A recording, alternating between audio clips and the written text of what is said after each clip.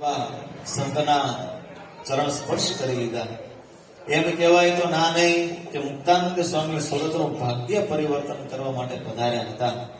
શ્રીજી મહારાજની આજ્ઞાથી અત્યારનો જે રામપુરા વિસ્તાર ત્યાં મુક્તાનંદ સ્વામી પોતાના સંતો સાથે પધાર્યા અને એ રામપુરા મંદિર વાળી જે જગ્યા અંગ્રેજ સરકાર વખતની અંદર ભૂતાબળ વાળી જગ્યા હતી.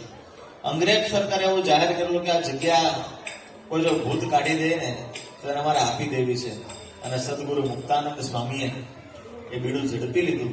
શ્રીજી મહારાજના પ્રતાપે કરી, મહારાજના ભજને કરી અને ત્યાં રહેતા હજારો ભૂતોનો મોક્ષ કરી અને મુક્તાનંદ સ્વામી સુરતની અંદર સત્સંગના શ્રી ગણેશ ત્યાં કર્યા. એવી આ સુરતની ધરતી કે જ્યાં અર્દેશર કોટવાળ નામના પારસી એમના કોટવાળપણા નીચે આખું સુરત સુરક્ષિત હતું અને એવા અર્દેશ ક્ષત્રિયને શ્રીજી મહારાજે પોતાના મસ્તકની ભાગ આપી છે. એવા કેટલાય સંત સ્મરણો આ સુરતની ધરતી દાબીને બેઠી છે.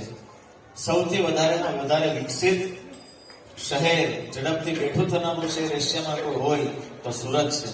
ગમે તેવી હોનારત આવે, ગમે તેવા પૂર આવે, ગમે તેવા સંકટના વાદળો સુરત ઉપર મંડરાતા હોય, પણ આ સુરતની તાસીર, એમાં રહેતા આ હરિભક્તોની, આ સુરતી વાસીઓની તાસીર, એનું ગામ એટલે પાસોદરા અને એ પાસોદરાનું નજરાણું, એનું ઘરેણું એટલે નૂતન સ્વામિનારાયણ મંદિર પાસોદરા કે જ્યાં કણે અત્રે આપણને ઉપસ્થિત